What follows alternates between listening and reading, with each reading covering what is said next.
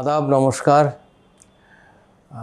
সকলকে আন্তরিক শুভেচ্ছা জানিয়ে আজকে আমাদের ভিডিও শুরু করছি। ভিডিওর আজকের বিষয়বস্তু হলো বাংলাদেশে যেমন সমবেত সঙ্গীত গাওয়া হয় অর্থাৎ সঙ্গীতের উপরে, তা এর ডেভেলপমেন্ট কি করে করা সম্ভব, অর্থাৎ উন্নতি সাধন করা। তা আমি যতদূর দেখছি বিভিন্ন অর্গানাইজেশন, সাংস্কৃতিক গোষ্ঠী আমাদের দেশের গণসঙ্গীত বা সমবেত সঙ্গীত গায় আর কি, অর্থাৎ অনেক মানুষ একসঙ্গে করে গান গায়, অথবা কোনো খুব কম ক্ষেত্রে হলেও কোনো ক্ষেত্রে হয়তো ইনস্ট্রুমেন্ট বাজায়। আমি জানি না ঢাকাতে অর্কেস্ট্রা আছে কি না নাই, অথবা চেম্বার অর্কেস্ট্রা বা সিম্ফনিক অর্কেস্ট্রা ঢাকাতে নাই আমি জানি, কারণ উপমহাদেশে আমার যতদূর জানি কলকাতাতে, বোম্বে আছে সিম্ফনিক অর্কেস্ট্রা, যেটা অনেক আগের, দিল্লিতে আছে, কলকাতায় আছে, কিন্তু ঢাকাতে আছে কি না জানি না আর কি। অর্থাৎ এক্ষেত্রে আমি সমবেত সঙ্গীতের কথাই বেশি উল্লেখ করব, যেহেতু বাংলাদেশে ভোকালটাই বেশি লোকে একসঙ্গে করে গায় আর কি, ইনস্ট্রুমেন্ট এর কম্বিনেশন ছাড়া আর কি। তা সেই ক্ষেত্রে আমি বলবো যে মোনোফনিক থেকে কিভাবে পলিফনিক বা হারমোনিক সঙ্গীতে উত্তীর্ণ করা সম্ভব আর কি। তা এই ক্ষেত্রে আমি যেটা বলবো আর কি, একটা লিঙ্ক সিস্টেম আর কি। লিঙ্ক সিস্টেম মানে ধরেন আমাদের এখানে 20 জন গায়ক গায়িকা আছে আর কি। তা 20 জন গায়ক গায়িকা থাকলে আমরা 4 ভাগে ভাগ করে ফেলে দেবো। তা কীভাবে ভাগ করা সম্ভব? তা ধরেন পুরুষ গলার ক্ষেত্রে যেটা হয় আর কি, অর্থাৎ পুরুষ গলার ক্ষেত্রে আমরা 2 ভাগে ভাগ করলাম। একটা হচ্ছে বাস। পুরুষ গলাকে সাধারণত 3 ভাগে ভাগ করা যায়: বাস, বারিটন, টেনর। তা বাস জিনিসটা হলো যাদের গলা খুব নিচেই, আর বারিটন হচ্ছে যাদের গলা মাঝের দিকে ভালো আর কি, আর টেনর হচ্ছে যাদের গলা খুব উচ্চ স্বরে যারা গান গাইতে পারে। আর মহিলাদের ক্ষেত্রে একটু অন্য ধরনের, আর্ট মানে যাদের নিচেদের গলা আর কি, আর সোপ্রান যাদের গলা খুব উচ্চ স্বরে যারা গান গাইতে পারে। তাই ক্ষেত্রে যদি আমি 4টে লিঙ্ক করি, তাহলে আমরা গলাটাকে 4 ভাগে ভাগ করে দিলাম। অর্থাৎ মহিলাদের ক্ষেত্রে 2 ভাগ করলাম আপাতত, একটা আছে আর্ট আর একটা আছে সোপ্রান। আর পুরুষদের ক্ষেত্রে 2 ভাগে, একটা আছে বাস আর একটা আছে টেনর। তা সেই ক্ষেত্রে তা আমার তাহলে জানতে হবে একটা রেঞ্জ সম্পর্কে, অর্থাৎ আর্ট যে গলাটা তার রেঞ্জ কত দূর হইতে পারে। এই মুহূর্তে হয়তো মনে পড়ছে না, এটা রেঞ্জ সম্পর্কে আপনাদের পরে দাঁড়াবে। অর্থাৎ বাসের যে রেঞ্জটা, সেই রেঞ্জটা আমাকে নির্ণয় করতে হবে, এবং টেনরের যে রেঞ্জটা, অর্থাৎ কোথার থেকে শুরু একটা টেনর, তার রেঞ্জ নিচের গলা কত দূরে যায়, উপরের গলা কত দূরে যায়, সেইভাবে একটা রেঞ্জ নির্ণয় করে, অথবা সোপ্রান মহিলাদের ক্ষেত্রে তার রেঞ্জটা কত দূর কোথার থেকে। তা এই ক্ষেত্রে আমরা যদি স্টাফ নোটেশন ব্যবহার করতে না চাই, তাহলে আমাদের নোটেশন পদ্ধতির অনেক উন্নতি সাধন করার প্রয়োজন, এবং নোটেশন এডিটর তৈরি করার প্রয়োজন।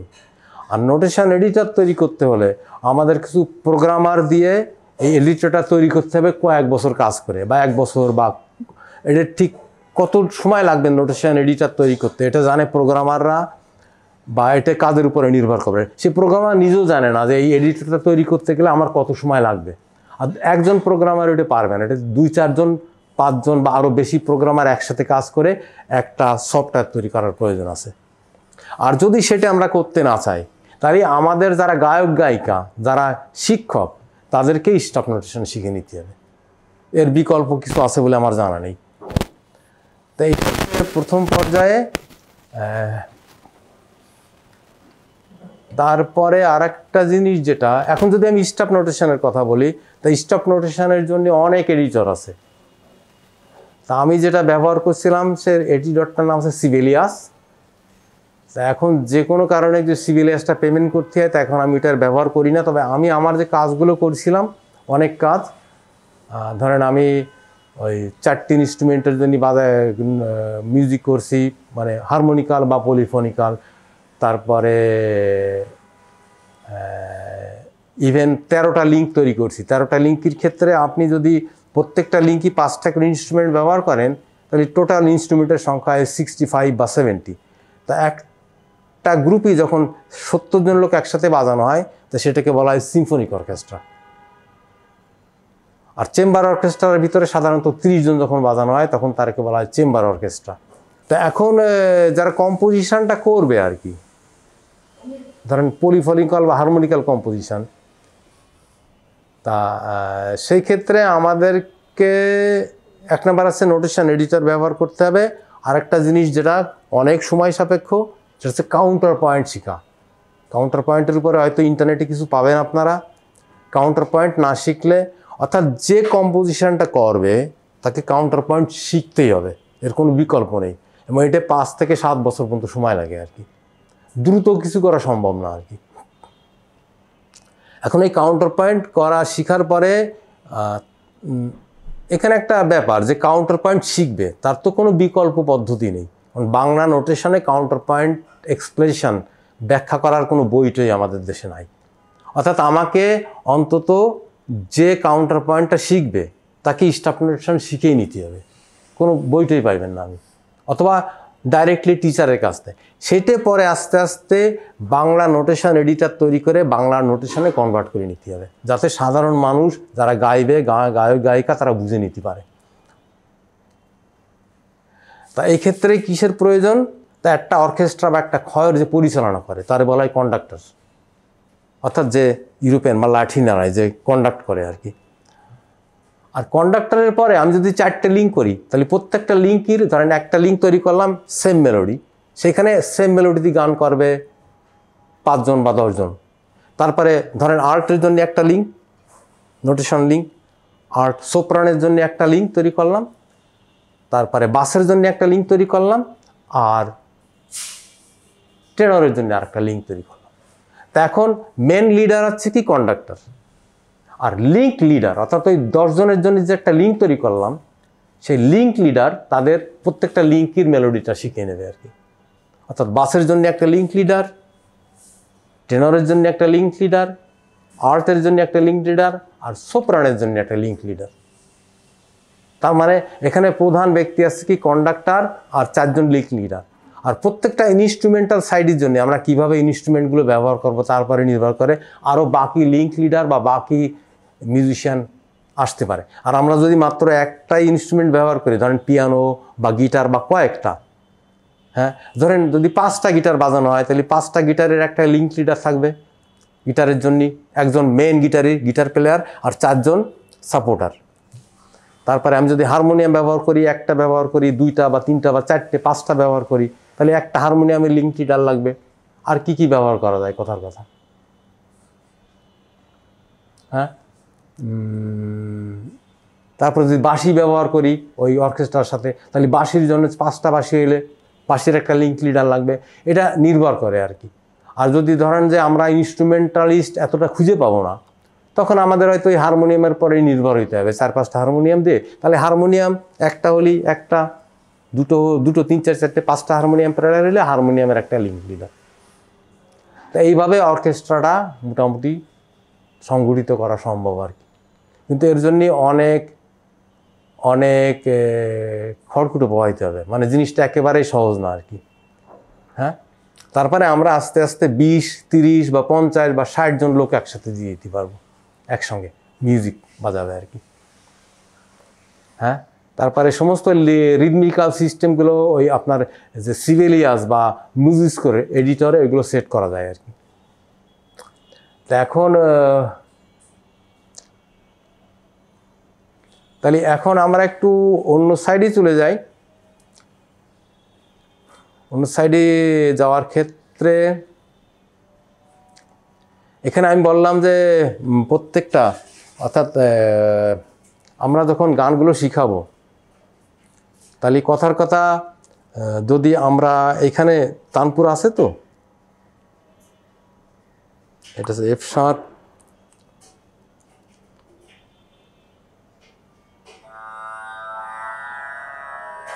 এটা আমরা সি শার্পে তানপুরা বাসে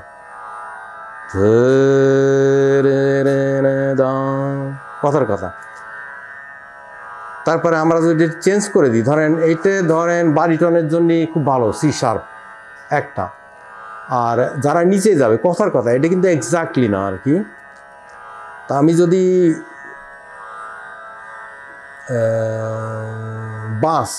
বাসের জন্য, তাহলে এ শার্পটা বেশ বাসের জন্যই ভালো। এই যে আপনার গলাটা নিচে নেমে গেল, হ্যাঁ, তাহলে সি শার্প এ শার্পে একটা সা হইলো, সি শার্প একটা সা হইলো, আর একটা সা হবে আপনার কথার কথা আর একটু উপরে যাবে যেহেতু টেনর। তা টেনরে যদি আমি এফ নির্ণয় করি,